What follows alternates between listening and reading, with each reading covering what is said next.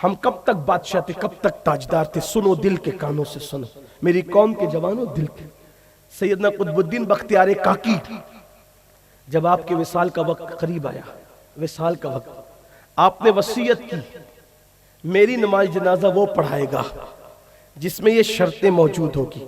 چند خصوصیت بیان کی، یہ چیز جس میں وہ نماز جنازہ پڑھائے۔ نمبر 1، اس نے اپنی بیوی، اپنی بیٹی، اپنی بہن، اپنی ماں، یعنی محرم کے علاوہ کسی نامحرم کو جان بوجھ کر کبھی نہ دیکھا ہو، قصدن کبھی نہ دیکھا ہو، وہ میری نماز جنازہ پڑھائے۔ دوسری شرط یہ ہے کہ اتنا نماز کا پابند ہو کہ اس کی تکبیر اولیٰ، جو جماعت میں پہلی تکبیر امام کہتے ہیں نا اللہ اکبر، تکبیر تحریمہ، اس کو تکبیر اولیٰ بھی کہتے ہیں، پہلی تکبیر، اس کی زندگی میں پہلی تکبیر کبھی نہ چھوٹی ہو۔ تیسری شرط یہ ہے کہ اس کی کبھی سنت غیر موقدہ بھی ترک نہ ہوئی ہو۔ چوتھی شرط یہ کہ اس کی زندگی میں کبھی تہجد بھی فوت نہ ہوئی ہو۔ یہ 4 شرطیں جس میں موجود ہوگی وہی میری نماز جنازہ پڑھائے گا۔ آج ڈھونڈ لے، اگر آپ بے عزتی نہ سمجھے، میں کسی کو ذلیل کرنے نہیں آیا، میں بھی اور یہ میرا پورا قافلہ، یہ نائبین رسول، میرے علماء، میرے مشائخ، آپ سب اس مجمع میں شاید ہم میں سے کوئی ایسا نہیں ہے جس میں یہ 4 شرطیں پائے جائیں، نہ میں، نہ میرے یہ احباب، نہ آپ۔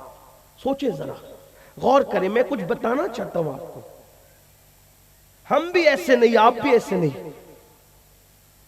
دلی میں اعلان ہوا بختیار کاکی کی طرف سے، نامحرم کا چہرہ کبھی نہ دیکھا ہو جان بوجھ کے، تہجد کبھی فوت نہ ہوئی ہو، غیر موقدہ سنت بھی نہیں چھوڑی ہو جان بوجھ کر کے، تکبیر اولیٰ بھی کبھی فوت نہ ہوئی ہو، وہی نماز جنازہ پڑھائے گا۔ لوگ باتیں کرنے لگے، پھر شاید ایسا آدمی تو جنگل سے آئے گا، کون پڑھا سکتا ہے؟ بابا قطب کا وصال ہو گیا، انتقال ہو گیا، دیر تک جنازہ رکھا رہا، کوئی آگے نہیں بڑھا۔ آپ کو پتہ ہے نماز کس نے پڑھائی؟ تاریخ ہندوستان گواہ ہے کہ دلی کا بادشاہ سلطان شمس الدین التمش روتے ہوئے آگے بڑھے اور مصلی پہ جا کے کھڑے ہو گئے۔ بادشاہ دلی کا ہے، ہم میں کوئی ایسا مالدار جو صرف اتنا کہہ سکے کہ میری کبھی تکبیر اولیٰ فوت نہ ہوئی ہو؟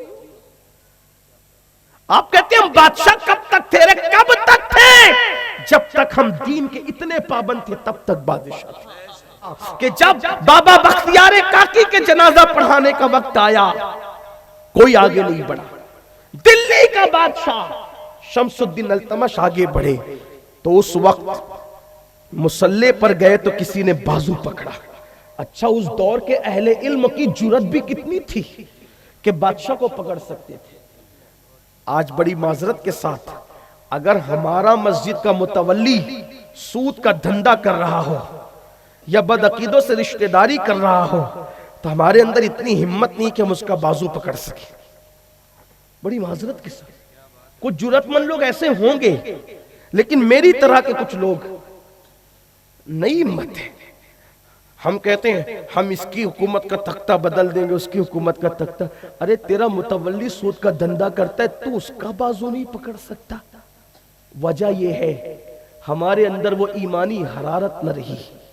اقبال نے کہا تھا، اقبال نے بہت خوبصورت بات کی تھی، کہتے ہیں نہ وہ عشق میں رہی گرمیاں، نہ وہ حسن میں رہی شوخیاں، نہ وہ عشق میں رہی گرمیاں، نہ وہ حسن میں رہی شوخیاں، نہ تو غزنوی میں تڑپ رہی، نہ تو خم ہے زلف ایاز میں۔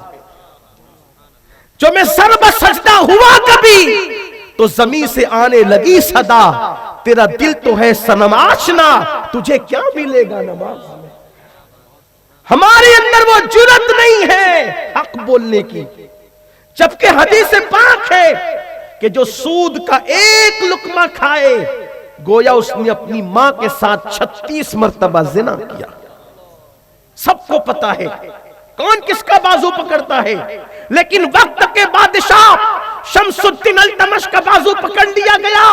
بادشاہ تم دلی کے بادشاہ ضرور ہو لیکن پیر کی وصیت کو ہم پامال ہونے نہیں دیں گے جس میں 4 شرطیں نہیں ہوگی ہم اس کو جنازہ پڑھانے نہیں دیں گے. ایک تو یہ کہ تہجد فوت نہ ہوئی ہو, ایک تو یہ تکبیر اولیٰ فوت نہ ہوئی ہو, ایک تو یہ کہ سنت غیر موقدہ بھی فوت نہ ہوئی ہو, ایک تو یہ کہ غیر محرم کے چہرے پہ جان بوجھ کے نظر نہ ڈالی ہو. جس میں 4 شرطیں نہیں ہوگی ہم اس کو جنازہ پڑھانے نہیں دیں گے. وقت کا بادشاہ بھی کتنا رقیق القلب اور نرم دل تھا, رو پڑے التمش اور کہتے ہیں الحمدللہ یہ 4 شرطیں میرے اندر موجود ہیں, یہ 4 شرطیں میرے اندر موجود ہیں.